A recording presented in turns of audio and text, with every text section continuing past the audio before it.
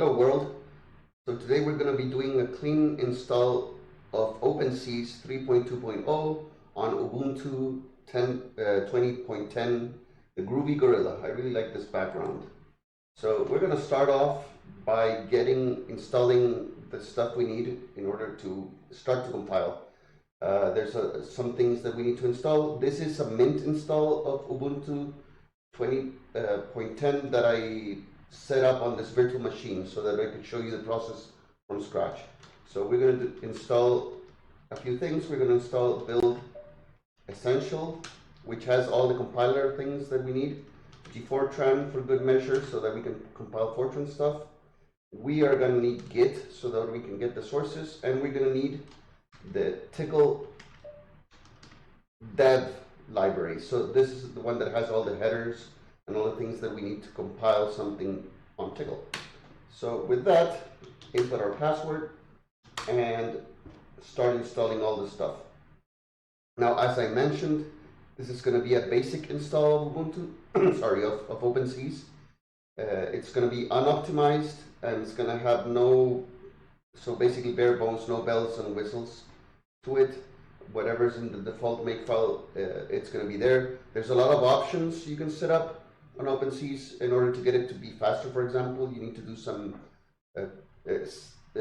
depending on your system, you're going to need to set up some compiler flags for optimization and link with specialized libraries, etc. So we're going to be doing none of that. I'm going to leave that for a video in the future. Okay, so we are all set up with the basic libraries we needed to install. Let's open so go to GitHub, find the OpenSees repo, and copy this HTTPS link so that we can get it through Git. So let's go git clone, and we're cloning the sources directly from the Git repo. And right after that, we're going to check out the latest stable tag. So we want to get a version of OpenSees that is not bleeding edge. Right now, if you do a clone directly from the HTTPS link, you're going to get whatever's being pushed, and you can see there's been some changes. People are pushing code, and it's not quite stable, so it might break the compilation. So make sure you get a good compilation, unless you want something specific that you know it's there in the repo. You need to check out a given tag. So let's get into the OpenSees directory, and we're going to check out which tags have been defined, git tag, and we're going to go for version 3.2.0, which is the last stable version. So let's do git check out v 3.2.0, and with that you're going to get the detached head state, which is okay in this case. Now we're in version 3.2.0, which is a stable version of OpenSees. What we need to do now is to configure our makefile.def file. So let's go and copy from the makes folder, and I'm going to use makefile.def ec2 ubuntu. So copy that guy and call it makefile.def, and then we edit this file for good measure. Okay, so in here we're in syntax highlighting in makefile mode. Okay, that's good. So in here you want to take a look at some things. OpenSees program. This is the variable that tells the compiling process where the final executable is going to be placed. It's going to be placed in home/bin/OpenSees. So this home variable, I like to set it explicitly like this. So I want to put it in my home folder explicitly. And then, so let's save that. And we need to make sure this bin folder is created. So here I'm just going to make sure I have the bin, and I'm going to make sure that I have the lib folder. So we need these two folders to be there, because the bin is where the OpenSees program final executable is placed, but during the compilation process a whole bunch of libraries are created, and those are placed in the lib folder. So you can see there where that is, and there's this variable that overwrites the home. We need to get rid of that one. And with that, we can set everything to compile. So, as I mentioned, there's a whole other bunch of things you can set up here. So you can, instead of, for example, linking with the default BLAST, so the basic linear algebra subsystems, libraries or the linear algebra libraries that come shipping with OpenSees, those are basic implementations of BLAS and LAPACK. If you want performance, you're going to need to compile versus and link against the optimized, like for example, OpenBLAS, or if you have access to the Intel compilers to link against those. And the same goes for most of these other libraries. So there's ways to get OpenSees to run faster by tweaking the libraries you link against, and also tweaking some of the flags and compiler settings, depending on your system and depending on other things on your compiler. I'm not going to go through that right now. This is a basic install of OpenSees. If you'd like me to do tutorials for getting more performance out of OpenSees, please leave a comment in the comment section below. I'll take a look at that and see what people are interested in. So that's what a clean compile looks like. It's going fine. We need to speed this up a little bit, and we're going to add some more processes. Now I think this machine processor, yeah, I'm just allowing one CPU for the moment, so I'm not going to get much performance if I do. For example, a typical thing here is you can use the -J options to use more than one job at a time and to compile OpenSees. You could see some red letters go by. That means there was an error at some point, so we're going to address that error once the whole compilation is done. So we're going to go as far as we can with the compilation and then see if there's an error and how we can solve that. Now, one thing you'll notice as you are compiling, you'll see a lot of these purple warnings. Those warnings are the compiler telling you, for example, no, that's not a good example. So there's an uninitialized variable. You'll see a lot of unused variables. So when somebody set up some variable and it didn't get used within the source code, so the compiler will warn you, because that might indicate that you meant to use a variable, but you didn't end up using it. That might lead to a bug. It is considered bad form to have a program compiled with warnings, but the reality is that compilers are usually advancing much faster than the source code can get fixed. So what happens is that compilers introduce new warnings, and those weren't there before. So a new version of the GCC compiler might, consider putting a warning for something new, and it also is going to depend on whether you're using different versions of a compiler, different compilers. So you might use the CLang or the Intel compilers on Linux, and those are going to throw different warnings, different errors. Something that might be an error for one might be a warning for the other one, or something like that. So it is not possible, given how OpenSees is being developed these days, to address all these errors. And it looks ugly, but it's not as worrisome as it might look to the uninitiated eye. So I'm going to fast forward to the end of the compilation. This is going to go on like this for maybe 5 minutes.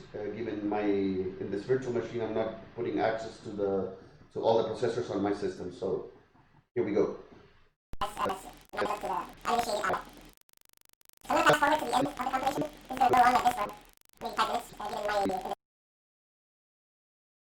One thing I do want to comment on is that OpenSees, it's been around since the 90s, and it's gained a lot of traction lately. And some things that have contributed to this traction have been several things. One big deal was the move of the OpenSees source from the old version control system to GitHub, basically using Git. That was a big deal. That sparked a lot of new interest, and people could get access to the code and contribute to the code by doing pull requests and those kinds of things. There's been a lot of movement. A lot of people are starting to jump into OpenSees. So this is why a video like this might bring new interest into OpenSees. Like, Linux is the ideal environment to develop in OpenSees, in my opinion.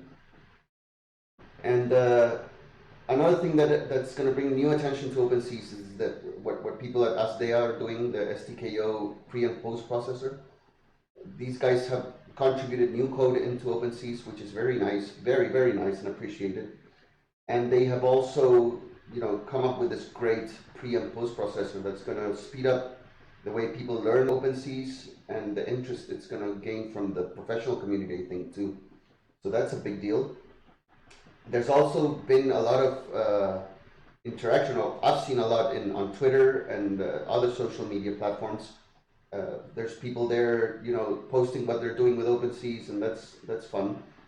And finally, there's been a resurgence of new YouTube channels and people showing what they're doing on OpenSees. A notable one is Sylvia Mazzani's. Sylvia is an old developer of OpenSees. She's been around since the beginning. I remember Sylvia was answering questions in the old OpenSees forum, and she helped me out a bunch of times back in the 2010 or something like that. So she's awesome, and you should check out Sylvia's Brainery. Subscribe to that. She's coming up with frequent content, tutorials, and things, and she's also available to help you out if you have any trouble.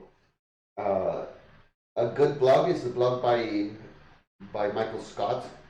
He has very regular posts in his blog, and there's a lot of insight into how OpenSees works and also history of OpenSees, and there's some wacky stuff there. I really love reading his blog every time he comes out with them. There's some competitions. It's fun. I think the whole OpenSees deal is coming out to a new bloom era. It's not just Frank and Sylvia anymore over at Berkeley. It's a lot of other people too, so that makes it so much fun. Okay, so compilation is over. After some time, we bump into this error. This error in the linking stage, it wasn't possible to find this RPack library. So what does that mean? It means you might see it or not in the video, but there was an error in between there.